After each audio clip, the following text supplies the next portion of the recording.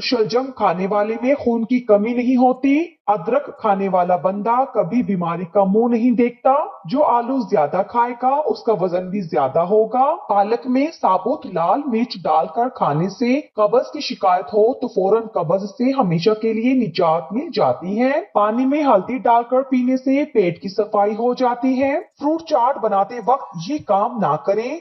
सेब, खीरे, आड़ू के छिलके जाया मत करें। इन्हें ताजा धनिए, हरी मिर्चों, अदरक और चीनी के साथ मिलाकर पीसने से लजीज और गजाइत से भरपूर चटनी बनती है। इसे दही में मिलाकर मजेदार रायता भी तैयार किया जा सकता है। ये छिलके रोजा खोलने के बाद जिस्म को ताकत देने में अहम है। ये खाने के बाद ये ना खाएं। गोश्त के बाद शहद ना खाएं। दही के बाद मूली ना खाएं। टमाटर के साथ दूध ना पिएं।